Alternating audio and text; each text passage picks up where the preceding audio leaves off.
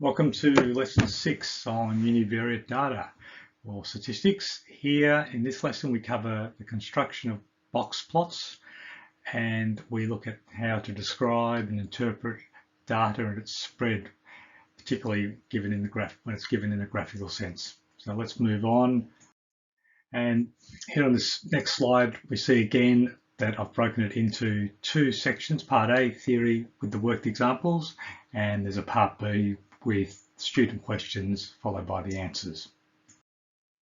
Okay, so constructing box plots, and I'll just go over this reasonably quickly here because we saw it the other day. Box plots are a graphical display of the 5-number summary, and I've given one shown here below at the base of the slide, and it's really just to get you start to thinking about, in that graphical display, where do you think something like the minimum value would be, the maximum, where the Q2 would be, and then the Q1 and Q3.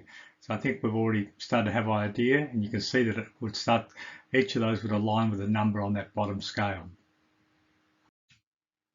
So let's look at constructing box plots, and what I've drawn out here is the complete definition of a box plot, and we'll work through it. So the data is divided essentially into 4 parts. We've got from the minimum value up to Q1, and then we have Q1 to Q2, Q2 to Q3, and Q3 to the maximum. And each of those parts contains 25% of the data.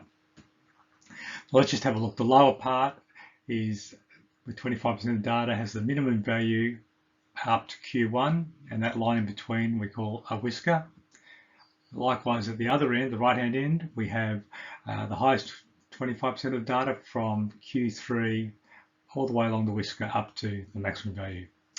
And so the center rectangle there, the rectangle we see in the middle, contains 50% of the data from Q1 to Q3, and Q2 is marked there, the median, where that sits. In this case, it's offset to the left, and it, as I said, contains 50% of the data in that rectangle. So now we're going to have a look at a worked example, and we're using the data that we collected and then we used in lesson 4, and it's the number of goals recorded by the Sydney Swans in the first 10 rounds of the AFL 2017 season. And down the left-hand side there, I've listed what we found in the 5-number summary for the minimum, Q1, Q2, Q3, and the maximum. So we've taken that data and presented it in a box plot, which is what you see in the blue diagram at the bottom of this slide.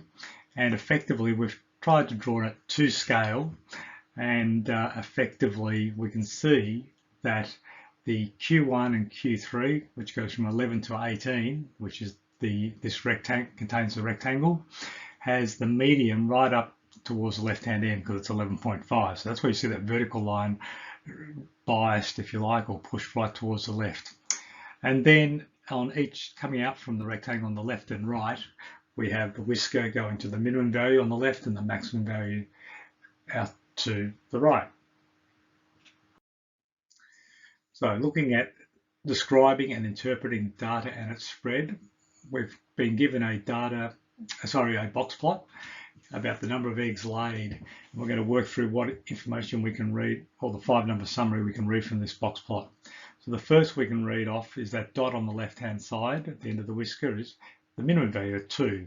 The first quartile, which is the start of the rectangle, on the left-hand side we see is at 3.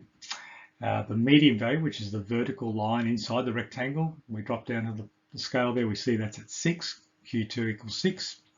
And up the right-hand end of the rectangle, it finishes at 8, so our third quartile Q3 is 8, and the maximum value, which is where the dot on the right-hand side it appears, is at 10. So we've read all the 5 key pieces of data from interpreting that graph. Let's have a look at another example where we describe and interpret data and its spread.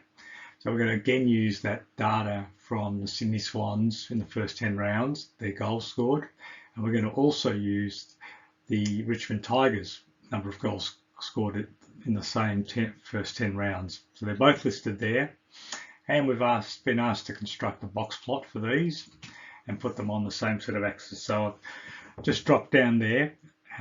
It's actually been generated in a graphical calculator, but you can do it also using identifying the 5-number summary for each, the tigers and the swans, and plot it out as is shown there in the graphic. So from this data, we've been asked which one has a greater spread. And what do we think about spread? It's generally from the minimum to the maximum. It also can be defined from the IQR, which is from Q1 up to Q3. And I think you'd both agree in both occasions that the swans are a wider range from minimum to maximum and a wider range Q1 to Q3 by that bigger rectangle on the bottom one.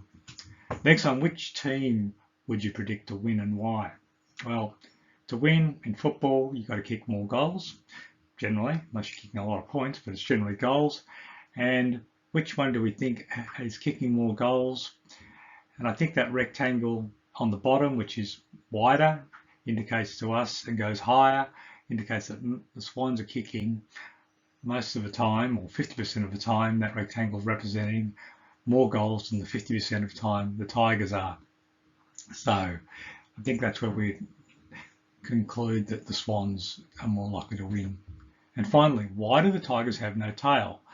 Okay, or whisker, or lower tail, I should say. So if we look at that top box plot, we see there's no line coming out from the left of the rectangle. And why is that? Well, let's have a look. Effectively, the end of that rectangle on the left is at 10. That tells us Q1 is 10. But because there's no whisker and there's no minimum dot, it's indicating also that 10 is the minimum value. And there's no whisker that obviously drawn between Q1 and the minimum because they're both 10.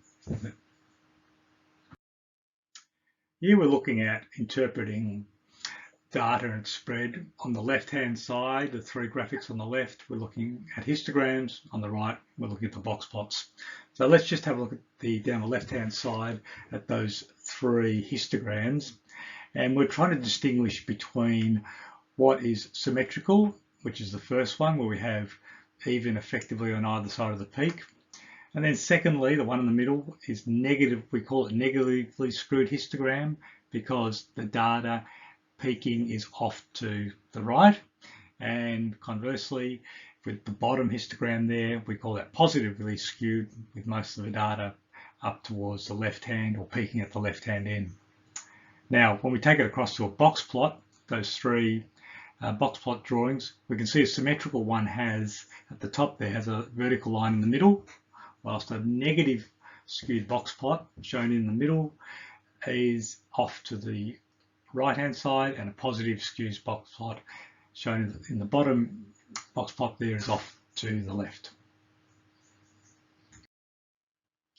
So extending this further from what we've been looking at, this slide, and you might like to pause on it after I've spoken, is showing us how stem and leaf information, stem and leaf plots are provided.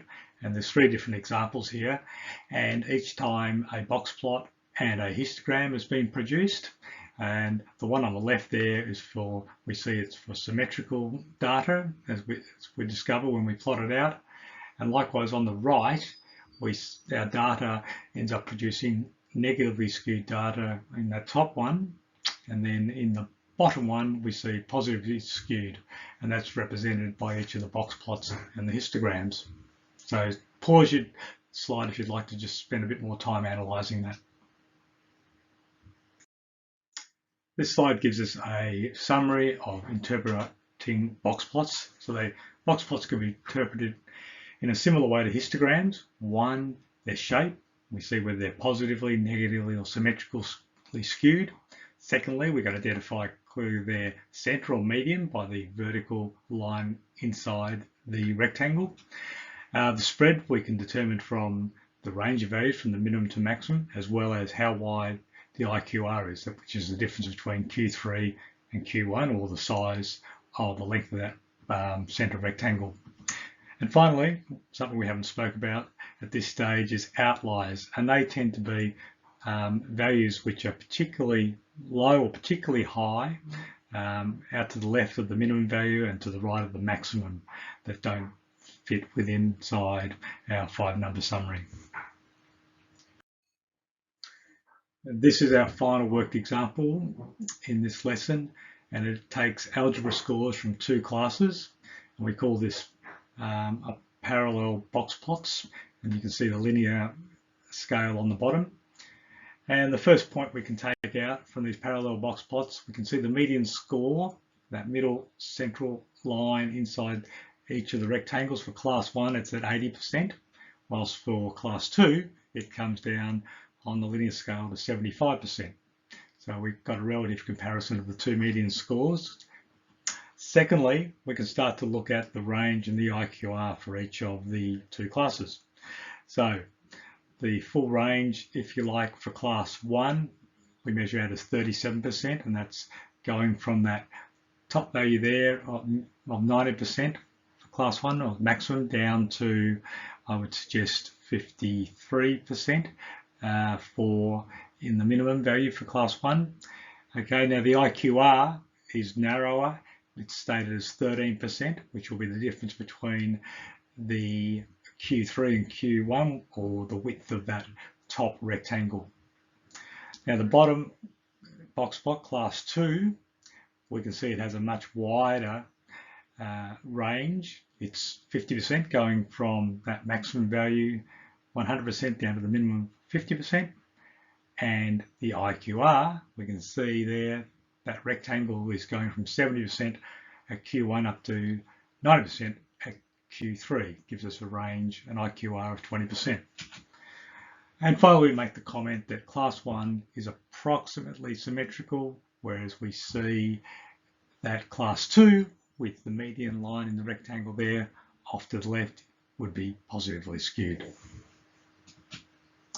And just finally, the higher median and the smaller spread of class 1 indicates the class had better test scores overall. So take a little extra time if you want to pause at this point just to think about that a little further. This is the part B. Questions and answers follow. Do your very best to answer the questions on the next slide. Pause it while you take time to do that, and then finally the answers on the following slide.